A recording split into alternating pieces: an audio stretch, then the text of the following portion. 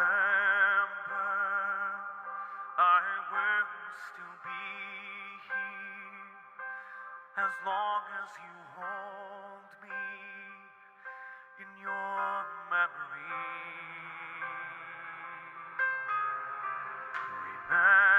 En este nuevo capítulo de Alejandro Magno, veremos una de las batallas más impresionantes de la historia, en donde el ejército macedonio de Alejandro se ha de enfrentar a las tropas del rey Poro, en un enfrentamiento sin precedentes contra los elefantes indios a orillas del río Hidaspes. Alejandro ha llegado demasiado lejos. Su deseo es conquistar todo el mundo, logrando con ello superar a sus ancestros, Aquiles, Heracles y Dionisio, siguiendo sus pasos a través de lo que hoy sería Pakistán. Alejandro ya era de facto el rey de toda Persia. Derrotó a su enemigo Darío III, quien traicionado por los suyos fue desvivido. Alejandro se había convertido en un persa, y eso enojó a sus compañeros griegos, quienes veían en esta transformación a un bárbaro, casándose también con una mujer bárbara llamada Roxana, lo que se tomó como un desprecio a los macedonios y a su linaje, ya que se tenía la costumbre de que la primera esposa que tomara un rey macedonio debía de ser una noble macedonia. Había obligado a sus súbditos y amigos a hacer la prosquinesis, una costumbre que se tenía en el imperio persa de inclinarse ante el rey, algo que los griegos despreciaban porque representaba que ellos eran sirvientes de Alejandro, pues los griegos decían que los persas hacían esto porque eran esclavos de sus reyes.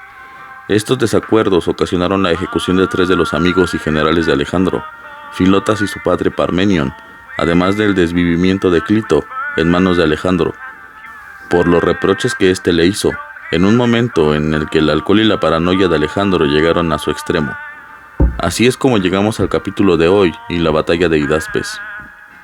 En la orilla del Hidaspes, Poro dispuso a sus tropas, que eran menores al ejército de Alejandro, de manera que usó el río para dificultar a Alejandro el paso, pues el Hidaspes estaba en plena crecida, luego del deshielo del Himalaya.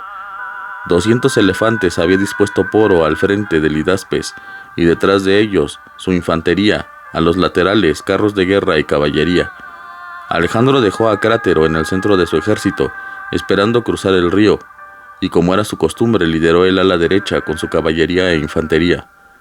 Alejandro cruzaría el río en el otro extremo con 6.000 soldados de infantería y 5.000 jinetes, muchos de ellos arqueros iranios montados. Con esta táctica, Poro debió de dividir sus fuerzas para enfrentar a Alejandro en el ala izquierda y contener a Crátero en el centro. Ante el ataque de Alejandro en su ala izquierda, Poro debió de mover toda su caballería del ala derecha para protegerse del ataque, lo que le valió dejar desprotegida su ala derecha, a la cual hizo añicos seno al mando de los jinetes. Los soldados macedonios atacaron a los elefantes con flechas y lanzas, lo que ocasionó el caos, a los paquidermos perder el control, ocasionando bajas en sus propias fuerzas. Después de que Crátero cruzara el Hidaspes, la batalla culminó en una carnicería. Poro, herido, impresionó a Alejandro con sus 2 metros de altura y la dignidad que mostró, pues debemos recordar que Alejandro era bajo de estatura, de manera que Alejandro, al no poseer los medios para ocupar un territorio que se había defendido con tal valentía, se conformó con que Poro reconociera su autoridad. Alejandro no pondría a su aliado Ambi como gobernante de los territorios conquistados, sino que dejó a Poro como el encargado de estos territorios mientras continuaba su avance por el este. Alejandro fundaría aún 2 ciudades más, una de las cuales nombró en honor a su caballo, Bucéfalo, que murió agotado en aquella región. Alejandro envió a Crátero hacia el Indo con 5.000 soldados, mientras él continuaba con sus elefantes y ejército avanzando hacia el este, llegando finalmente al río Ifasis, el más oriental de los 5 ríos que supuestamente debía de atravesar, mientras que su ejército agotado tras sufrir las lluvias monzónicas de la India y ser arrasados por la picadura de serpientes, se negaron a seguir avanzando, pues se dieron cuenta de que la India era más grande de lo que se les había contado. Todavía quedaba atravesar un desierto para llegar al Ganges, cuya extensión era increíble, más de 5 kilómetros de anchura, para después enfrentarse a un nuevo rey indio llamado Magadha, quien se dice poseía más de 4.000 elefantes y 2.000 carros de guerra. Al escuchar lo que les esperaba, el ejército macedonio se desmoronó. Querían regresar a casa, añoraban sus tierras, y esta campaña de Alejandro y su ambición parecía no tener fin, pues aún con todo esto en contra, Alejandro quería continuar, pues se dice que su sueño era un mundo unido, universal, que se le había prometido con el oráculo de Sigua, al cual le dijo que Amón le había dado el señorío de toda la tierra. Ante este nuevo motín, Alejandro no le quedó más que hablar con sus soldados, tratando de convencerlos de seguirlo más allá. Les habló de las inclemencias, de las heridas y dolores que había sufrido con ellos. Alejandro les reclamó diciéndoles que él mismo había sufrido con ellos cada una de las batallas, lo cual era cierto, y que ellos habían ganado una enorme riqueza que habían obtenido de sus campañas. Se habían beneficiado de tierras, de gloria, de todo lo que Alejandro ahora les había dado, y no querían hacer un último sacrificio por él. Zeno habló finalmente por los soldados y le dijo a Alejandro que aun cuando lo que había dicho era cierto, no esperara que el ejército lo siguiera con el mismo ánimo con el cual partieron de Grecia. Alejandro se encerró en su tienda de campaña por varios días. Aunque sus hombres estaban de acuerdo con sus palabras, muchos seguían reticentes a continuar. Finalmente, Alejandro aceptó que no podían seguir, dando media vuelta y regresando por donde vinieron, no sin antes esculpir 2 estatuillas de los dioses para honrarlos, y con ello marcar el lugar donde llegaron, y donde se extendían los dominios de Poro, su aliado y vasallo. Muchos dicen que Alejandro se dio cuenta de que su sueño de llegar al mar era imposible, que los riesgos eran demasiados, y se vio abrumado, decidiendo no continuar, además de que sus hombres no estaban ya dispuestos a seguir. Un revés podría haber acabado con todo. Así es como Alejandro regresó hasta llegar a Lindo, pero los inconvenientes y las batallas no acabaron, pues exigió la sumisión de los pueblos que colindaban con el río, pero uno de ellos no se sometió, defendiendo su autonomía. Alejandro les hizo la guerra y casi muere al recibir una flecha que se le enterró en uno de los pulmones. Una de sus decisiones más cuestionables fue el atravesar el desierto de Macrán, en Geodosia, pudiendo ir por otro camino para descender hacia el territorio persa. Hizo a sus soldados enfrentar las terribles condiciones de aquel lugar. No se sabe con exactitud el porqué de esta decisión. Se dice que quería asegurarse de controlar todas las tierras orientales y de unificar su imperio controlando la ruta comercial de Oriente. Otros que fue un reto que buscó afrontar, pues se decía que Ciro, el rey persa, había logrado a duras penas atravesar esa región, de manera que para no ser menos debía de ponerse a prueba, o que fue también una forma de castigar a sus soldados por lo ocurrido en las orillas del río Ifasis. Lo cierto es que llegó al final de este desierto con la mitad de las fuerzas con las que había comenzado, siendo las víctimas mortales de esta decisión. Finalmente se reuniría con Cártero y marcharían hacia Susa, la capital del imperio. En aquel lugar se enteró de lo que sus sátrapas hacían mientras él estaba ausente. Todo tipo de abusos se habían efectuado, viviendo como verdaderos autócratas. Alejandro castigó con ejecuciones o destituciones de sus sátrapas. Se daría cuenta de que había descuidado su imperio. Siempre se había sentido más cómodo como conquistador que como administrador, como soldado que como político. Ahora era momento de poner en orden todo su imperio. Ya hacía 10 años que había partido de Grecia y 6 años que había partido de Susa hacia Oriente, dándose cuenta de que para los persas su autoridad era incuestionable. Pero para los macedonios que estaban descontentos con su rey, los complots estaban a la orden del día. Alejandro entonces tomó otra decisión, para unir a las élites de su imperio, tanto occidentales como orientales. Casaría a los nobles macedonios con las nobles de Persia, de manera que una nueva nobleza emergiera de estas uniones, tomando él mismo como esposas a la hija de Darío, Estatira, y también la hija menor de Artajerjes III, Parisátide.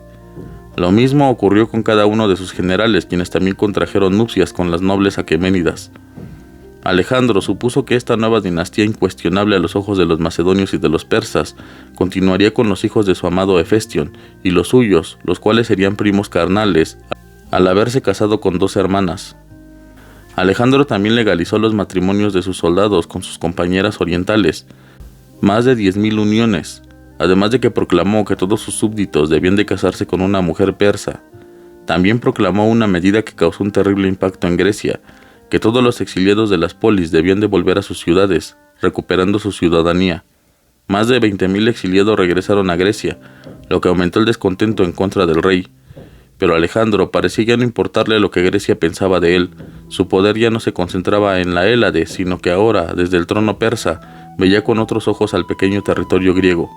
Su poder y riqueza estaban en Oriente, en el poderoso imperio aqueménida que ahora gobernaba. Veía a Grecia como los aqueménidas la veían, como una zona marginal de poca importancia. Alejandro comenzó a cometer aún más errores ante los ojos de los macedonios, pues ya no veía a Macedonia como algo de importancia. En los demás imperios de la historia nunca se había abandonado la capital, ni Roma ni Gran Bretaña habían cambiado el centro de su poder, pero ahora Alejandro había cambiado su centro de poder de Macedonia al imperio persa. Ahora Macedonia, al igual que Grecia, eran un simple territorio más de su grandioso imperio. No era entonces el imperio macedonio, sino más bien el imperio de Alejandro. Además, empezó a prescindir de sus soldados macedonios, comenzando a adiestrar soldados persas que lucharían para él con las tácticas griegas, incorporando a la caballería de compañeros a nobles persas y mandando a adiestrar 30,000 jóvenes persas desde que se marchó hacia su campaña en la India. Ahora era una fuerza temible de la cual Alejandro estaba orgulloso, nombrándola como epígonos, que significa sucesores. Esto enfureció a los macedonios, los cuales se dieron cuenta cómo su rey iba a reemplazarlos por los soldados y gentes que habían conquistado a costa del derramamiento de su sangre. La situación estalló cuando en el año 324 a.C., en la ciudad de Opis, Alejandro se uniría a sus veteranos para licenciarlos, es decir, permitirles marcharse a sus ciudades con condiciones generosas. Ya se había hecho cargo de sus deudas, de manera que esperaba que se retiraran. Los veteranos que regresarían a sus hogares eran los más viejos o los heridos que ya no podían seguir luchando. Sin embargo, en lugar de agradecimiento como esperaba, encontró reproches. Inclusive aquellos veteranos que no estaban enfermos o viejos le dijeron que prescindiera de ellos, ya que ahora tenía a esos persas, que si quería seguir con sus conquistas o que alguien le defendiera, lo hiciera con su padre Amón. Alejandro entonces, enfurecido, tomó a los cabecillas de este motín y los ejecutó, poniendo a sus oficiales persas en lugar de ellos. Al ver esta situación y cómo Alejandro prescindía de ellos sin ninguna dificultad, sus oficiales se acercaron y le pidieron disculpas. Alejandro permitió que lo besaran y después los declaró como miembros de su familia, como lo había hecho con otros nobles persas, celebrando un banquete en el que asistieron 9,000 personas. Pero sus compañeros macedonios se sentaron al lado del rey, dejando a los persas más allá de la mesa. Todo parecía volver a la normalidad, a su cauce habitual. Así es que 10,000 veteranos regresarían con Crátero a Grecia, dejando a sus hijos y esposas orientales en Persia, con la promesa del rey de que se haría cargo de ellos y de su educación. Una nueva generación de mestizos, más orientales que griegos.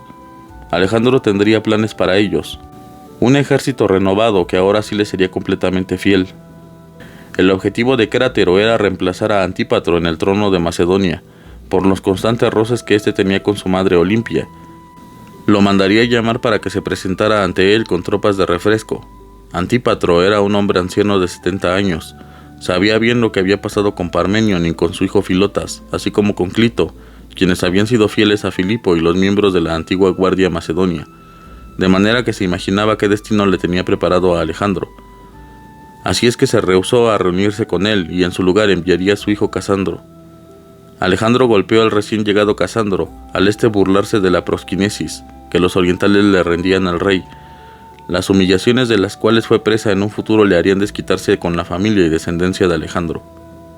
En Ecbatana, ese año del 324 a.C., en medio de los festejos que llevaba a cabo Alejandro, recibiría uno de los golpes más importantes y grandes de su vida, la muerte de su amigo y supuesto amante, Hefestión. Alejandro perdió la cabeza por este hecho. La primera acción que tomó fue la de ejecutar al médico que atendía a su amigo por no haberlo logrado curar. Después abrazaría el cadáver de su amigo, como se cuenta que Aquiles lo hizo con el de Patroclo en la Ilíada, y como en el relato épico también cortó sus cabellos en señal de duelo, y mandó cortar las crines y las colas de los caballos. Si Aquiles había sacrificado ante la pira de Patroclo a 12 jóvenes troyanos, el sacrificio que Alejandro ofreció a su Patroclo fue la de ir en una guerra en contra de los coseos, y allí degollando a todos los jóvenes. La razón por la que se piensa que Alejandro y Hefestión sostenían una relación más allá de la amistad era la forma en la que ambos se veían como Aquiles y Patroclo, pues al inicio de la campaña los dos hicieron ofrendas ante las tumbas de estos dos personajes en lo que sería la ciudad de Troya. Aunque no hay evidencia de que Alejandro y Hefestión en realidad fueran amantes más que simplemente amigos, pues esta es la interpretación que se le da también a la amistad entre Aquiles y Patroclo, que puede estar equivocada, pues más bien su relación era la de una profunda hermandad, una amistad épica entre los dos personajes de Homero, de manera que la relación de Alejandro y Hefestión puede ser igualmente una amistad de hermanos. Pues lo que sí se sabe es que Alejandro mantenía más afinidad y era más íntimo con Hefestión, al igual que con Crátero, a quien veía como un posible sucesor, pero estas amistades eran de diferente naturaleza. Alguna vez Alejandro diría: Crátero efectivamente ama a su rey, Hefestion, sin embargo, ama a Alejandro. Esta intimidad que Alejandro sostenía con Hefestion pudo dar lugar a rumores sobre su verdadera relación, aunque la homosexualidad no era un comportamiento especialmente extraño en la antigua Grecia, o más bien la bisexualidad. Era considerado como un comportamiento normal, aunque era mal vista la promiscuidad. Hay múltiples ejemplos que nos muestran la bisexualidad de Alejandro, como el beso que dio públicamente a su eunuco Bagoas por petición de sus tropas, y de quien se sabe era también muy solicitado por Alejandro. También hay una anécdota en donde Alejandro elogió la belleza del efebo de Carón de Calcis, quien le instó a que besara a Alejandro. Entonces, ¿cuál es la relación real de Alejandro y Hefestion? Quinto Curcio nos da la respuesta. Era para Alejandro el más querido de todos sus amigos y confidente de todos sus secretos. Imaginemos la situación de Alejandro, quien necesitaba más que nada a un amigo, que fuera tal por sí mismo y no por ser el rey. Necesitaba a alguien en quien confiar, alguien quien fuera su consejero y confidente, y que estuviera seguro de que éste no le diría lo que quería escuchar, o mentiras con la finalidad de aprovecharse de su confianza. Eso era Hefestion para él, el más leal de todos sus amigos y quizás el único auténtico que tenía. Eso nos hará imaginar cómo fue la muerte de Hefestion para Alejandro, quien estaba completamente devastado. Hefestion era hasta el día de su muerte el visir de Alejandro, es decir que ostentaba el cargo más alto solo superado por el de Alejandro, siendo el segundo hombre más poderoso del imperio. Tras su muerte, Alejandro no escatimó en hacerle lo que son considerados los funerales más suntuosos y por lo tanto costosos de la historia, con un costo aproximado de 10,000 talentos. Estos funerales fueron muy criticados por el derroche, revelando los verdaderos sentimientos que Alejandro tenía por Hefestion, una conducta considerada indecorosa para un rey. En la primavera del 323 a.C., Alejandro se dirigió a Babilonia. En aquella ciudad construyó una enorme pira funeraria para su amigo Hefestion, parecida a un zigurat de 180 metros de largo y 60 de alto. Esta demostración debió de valer para que los babilonios pensaran en la divinidad de Hefestion. Al encenderse la pira debió de ser un completo espectáculo. Además de eso, Alejandro mandó construir 2 templos en Alejandría en honor a su amigo. Estaba completamente convencido en convertir a Hefestion, si no en un dios, en un semidios. Pero Alejandro no viviría mucho tiempo después de su amigo, llegando poco tiempo después el final de Alejandro. Hasta aquí el video de hoy. En este video Alejandro logró derrotar al rey Poro en la batalla de Hidaspes, pero al darse cuenta de que la India era un territorio aún más vasto de lo que había pensado, y ante la negativa de su ejército de seguirlo hasta el fin del mundo, Alejandro debió de regresar sobre sus pasos a Persia. Alejandro se convirtió finalmente en un persa, siendo criticado por ello por sus compañeros y militares, soñando con un mundo en el que persas y griegos, occidentales y orientales pudieran convivir en armonía, algo que hasta el día de hoy no ha ocurrido con las terribles guerras que Occidente ha desatado en Oriente. Muere el confidente y amigo de Alejandro, Hefestion, y Alejandro se deprime, haciendo sin embargo una ceremonia fúnebre extraordinaria para su querido amigo. Ahora es momento de que comentes. ¿Qué piensas al respecto? ¿Crees que Alejandro se convirtió en un tirano? ¿Estás de acuerdo con los macedonios de que Alejandro traicionó a su reino y linaje? ¿Crees que Hefestion y Alejandro eran amantes o tan solo amigos? Suscríbete para que no te pierdas el último número de Alejandro Magno, el Conquistador. Dale like si el video te gustó y compártelo con quien quiera conocer más sobre la historia de Alejandro. Sin más que decir, nos vemos la próxima vez en el Palacio de Sanssouci.